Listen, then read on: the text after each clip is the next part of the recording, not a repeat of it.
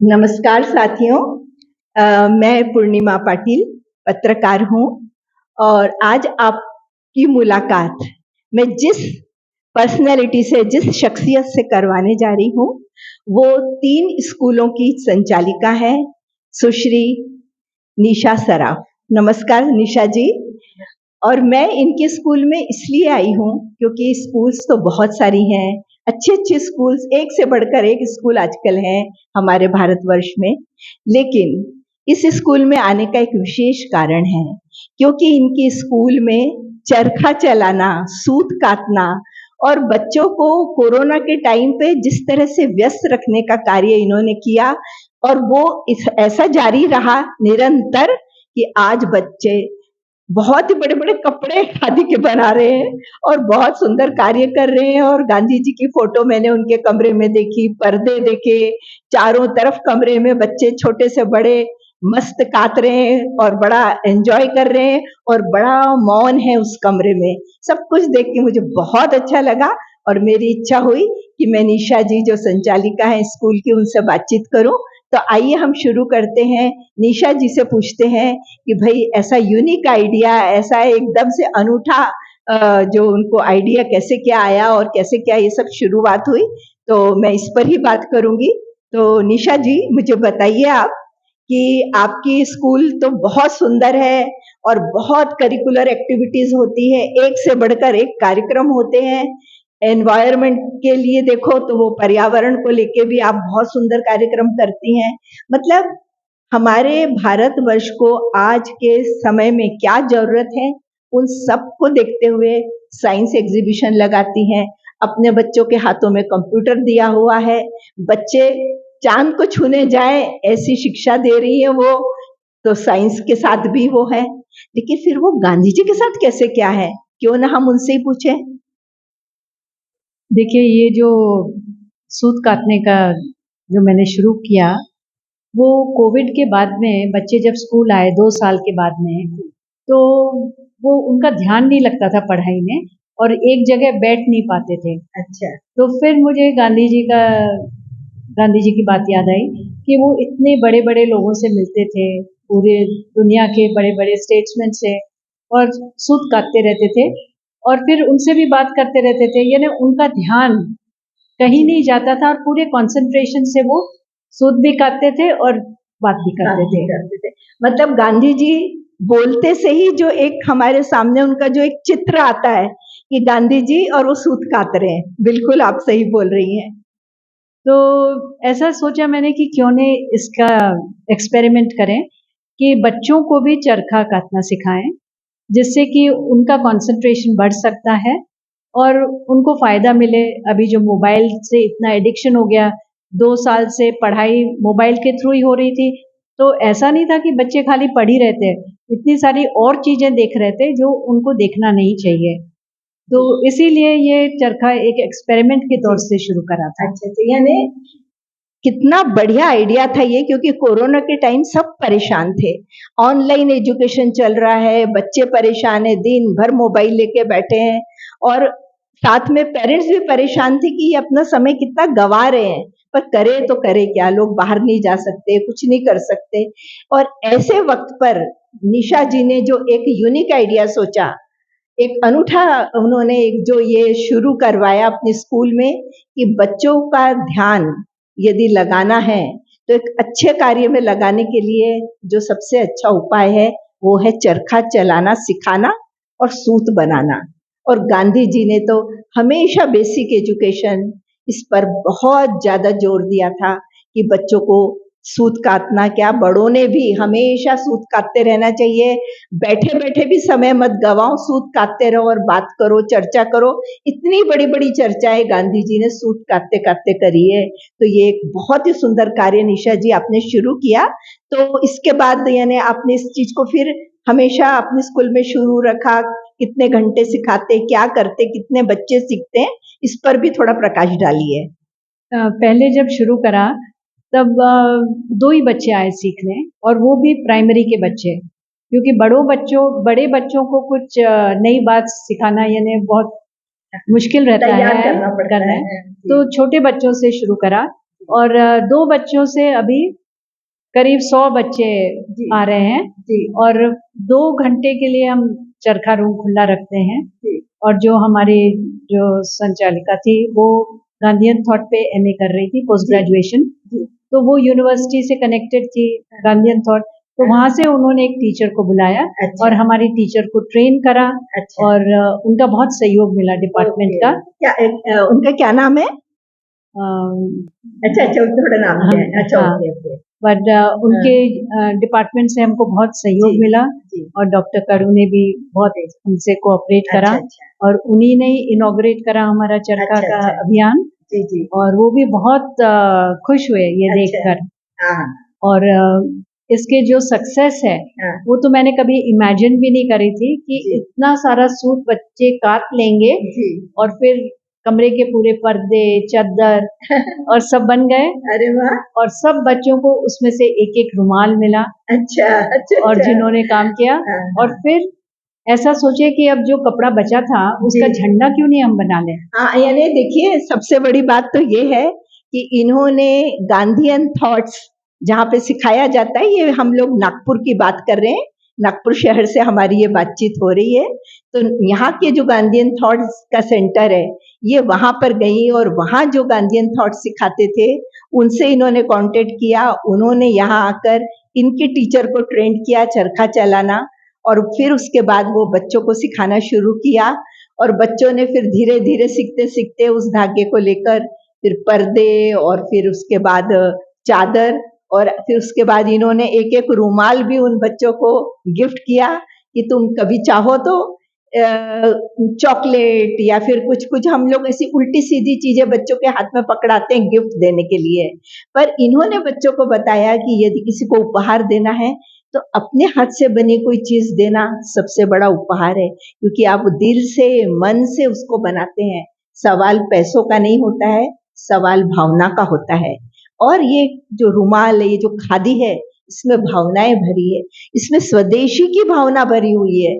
ये जो एक उच्च विचार है जिसे बोलते हैं ना, सादी सी गिफ्ट पर उच्च विचार को लेकर, तो निशा जी ने अपने बच्चों को एक तरह से प्रोत्साहित किया एक एक रुमाल देकर कि कल को यदि उन्हें भी किसी को गिफ्ट देना है तो वो अपने हाथ का बना खादी का रुमाल दे।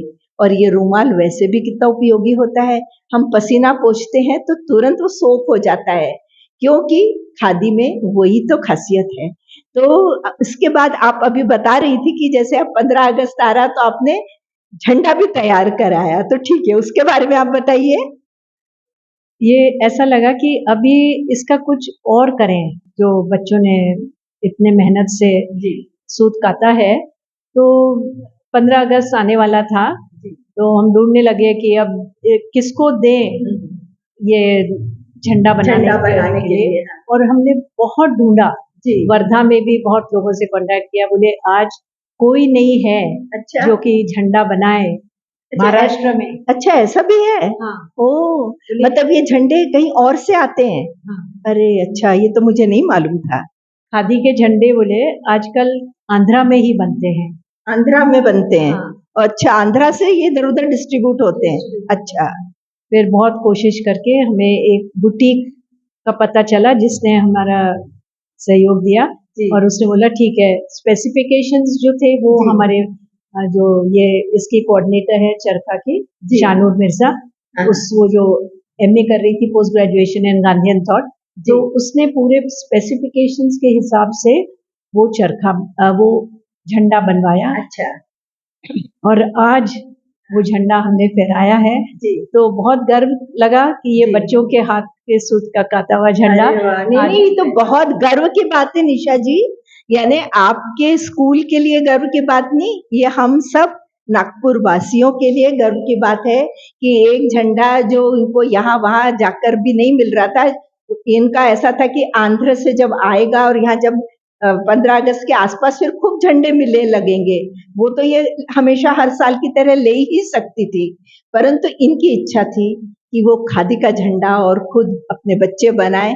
इस इच्छा से इन्होंने ये झंडे को तैयार किया और 15 अगस्त के दिन मैं इनके स्कूल में आई और ये खुशी की बात है कि जब झंडा फहरा रहा था तो ऐसा मस्तक ऊंचा हो रहा था देश का भी और इन बच्चों के हाथ से कटा हुआ धागे से बना, तो ये तो बहुत ही सुंदर बात है। निशा जी, गांधी जी जहाँ भी होंगे, आप सबको आशीर्वाद उनका मिल रहा होगा। आपने बहुत सुंदर कार्य किया।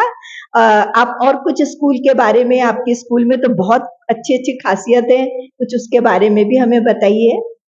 देखिए, ये जो मैं यहाँ पर शिक्षा देती हूँ, वो सोचती हूँ कि ये सबको मिलना चाहिए।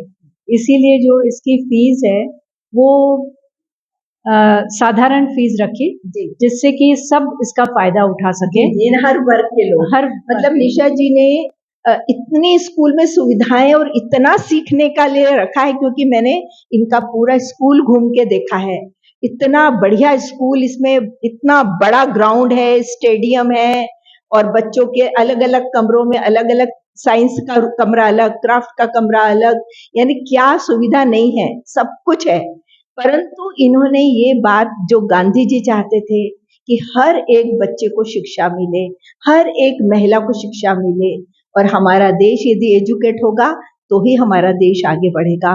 तो निशा जी ने भी यही कुछ सोच को लेकर कि मैं यदि फीस बहुत ज्यादा रख दूंगी, बड़ी स्कूल है करके, तो लोग बहुत कम इसमें आएंगे। और क्रीम से मक्खन निकालना तो बहुत आसान काम है, लेकिन जब तुमको दूध मिलता है, उसको क्रीम बनाओ, फिर क्रीम से मक्खन निकालो, वो एक बहुत बड़ा काम है। और निशा जी ने अपने स्कूल में यही कार्य किया है। इनके स्कूल के आसपास कई ऐसी बस्तियां हैं जहाँ बहुत ही साधारण लोग रहते हैं, आर्थिक रूप से जो बहुत खर्च नहीं कर सकते हैं, परंतु हर माँ बाप की जैसी इच्छा होती है हमारे बच्चे को बहुत अच्छा एजुकेशन देना। तो ये सुविधा निशा जी ने ये CDS स्कूल खोल के सभी को प्रदान करी है। सभी माँ बाप बहुत खुश हैं, और हर वर्ग के लोग, बड़े से छोटे, हर वर्ग के बच्चे यहाँ पढ़ने आते हैं और बहुत अच्छी शिक्षा प्राप्त कर रहे हैं। और निशा जी और बताइए, और क्या कुछ होता है यहाँ? ऐसा मैं मानती हूँ कि हर एक बच्चे में कुछ न कुछ प्रतिभा होती है, और टीचर का यही कार्य है कि वो उस प्रतिभा को विकसित करे, पहचाने और विकसित करे, और स्कूल में उनको एक वो प्लेटफॉर्म मिलता है कि अपनी प्रतिभा को आगे बताएं सबको जी और उससे सेल्फ कॉन्फिडेंस मिलता है। क्योंकि हर एक बच्चा एकेडमिकली ओरिएंटेड नहीं रहता है कि उसको 90% मार्क्स मिल जाएं, बिल्कुल, पर हर एक बच्चा पास हो सकता है, और उसमें जो गुण रहते हैं वो उसके स्कूल में जाने चाहिए। और टीचर और पेरेंट्स का यही है कि जैसा भी है बच्चा, वो अच्छा है बच्चा, यानी जिसको 90% मिलते हैं वो भी बच्चे अच्छे हैं, और जो गाने में या स्पोर्ट्स में या किसी भी चीज में या अच्छा उसका कैरेक्टर हो, ये सभी बहुत इम्पोर्टेंट चीजें हैं जो। बिल्कुल, बिल्कुल। और हम स्कूल में सिटीजनशिप को बहुत ज्यादा इम्पोर्टेंस देते हैं। Traffic rules, keep your surroundings clean, और अच्छी भाषा बोलो, हाँ हाँ हाँ, पोस्चर अच्छा रखो, जी जी, ये सब चीजों पर बहुत ज्यादा ध्यान देते हैं। यानी निशा जी ने अपने स्कूल में जहाँ समाज के सभी वर्गों को स्थान दिया है कि वे आए और यहाँ सीखें, उसके साथ उन्होंने एक विशेष बात, इस बात की ख्याल रखी है कि सिर्फ पढ़ोगे लिखोगे तो होगे नवाब, खेलोगे कूदोगे तो होगे खराब, इस बात को नकार दिया है।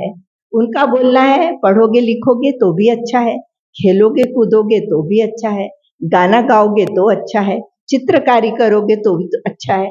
मतलब तुम में जो भी प्रतिभा है, बच्चे में जो भी प्रतिभा है, उसको उजागर करो और उसके द्वारा वो बच्चा आगे बढ़े।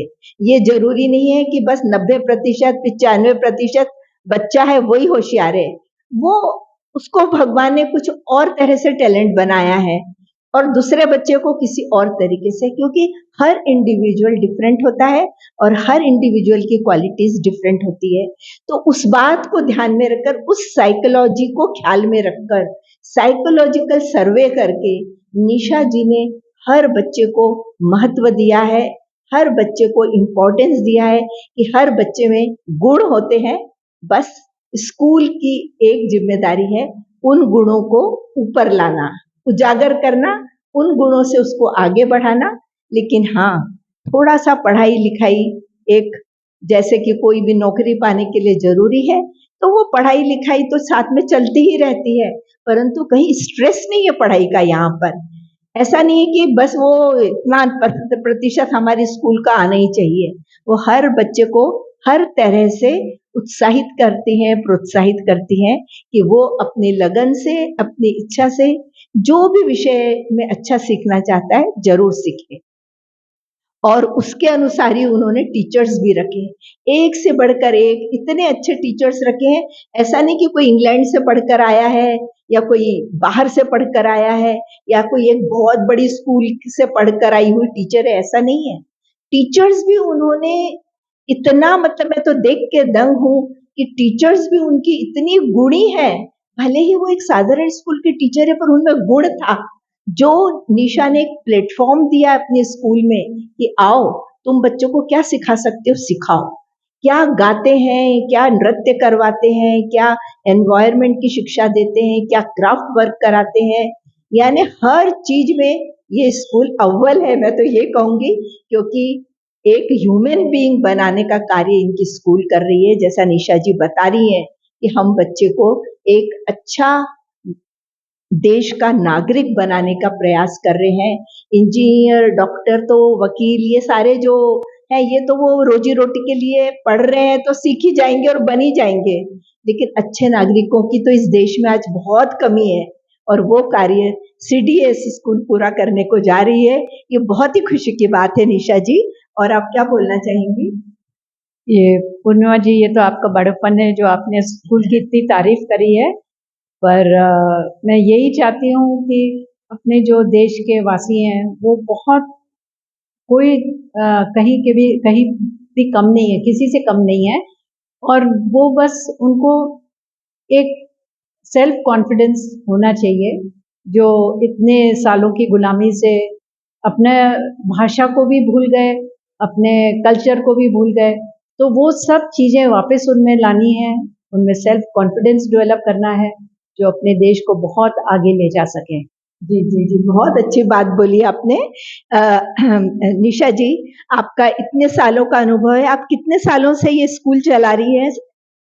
करीब 30 साल हो गए हैं और बहुत चेंजेस देखे हैं। कई चीज़ें जो अच्छी नहीं है वो भी आ रही हैं समाज में, और कोई चीज़ें बहुत अच्छी हो गई हैं, पर सब चीज़ें लेके चलना चाहिए और अपनी तरफ से मेहनत करना चाहिए कि अपन जो भी कर सकते हैं अपना इंडिविजुअली वो करना चाहिए। नहीं, वो तो आप कर ही रही हैं निशा जी। क्योंकि देखिए हर समय हम देश को कहेंगे कि देश हमारे लिए क्या कर रहा है, ये बहुत ही गलत हमारी सोच है। हम देश के लिए क्या कर रहे हैं ये सोच हमारी होनी चाहिए। और अपने अपने हैसियत से, कोई लोग कम ज्यादा जैसा भी कर पाए, हम अपनी अपनी हैसियत से हमारे देश के लिए छोटे बड़े कार्य कर सकते हैं और करना चाहिए। और यही हमारा कर्तव्य है एक अच्छे नागरिक का। जैसे हम अपने घर में रहते हैं तो घर को जैसे साफ रखते हैं, हमारे घर के बाहर के, हमारी कॉलोनी को भी हम साफ रखने के प्रयास कर सकते हैं। ये एक छोटा सा एनवायरनमेंट के लिए, पर्यावरण के लिए छोटा सा कदम हो सकता है।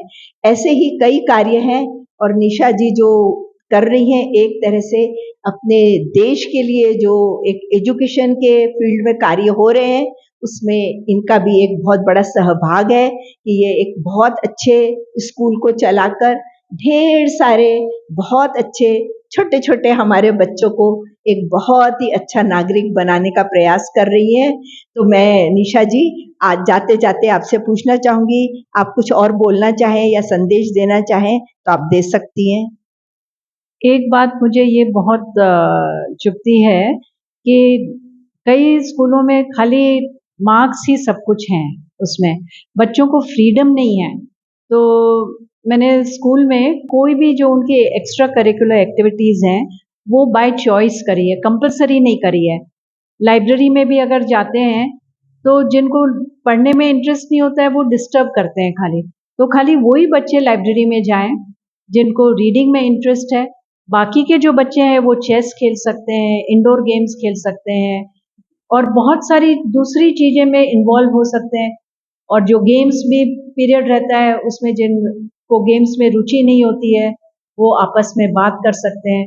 क्योंकि कम्युनिकेशन भी बहुत जरूरी है जी, आजकल के ज़माने बिल्कुल, में। बिल्कुल। तो कम्युनिकेशन इनकरेज करना चाहिए और बच्चों को इतना ज़्यादा डिसिप्लिन भी नहीं करना चाहिए कि वो एक दूसरे से बात करना भी भूल जाएं। जी, जी, जी।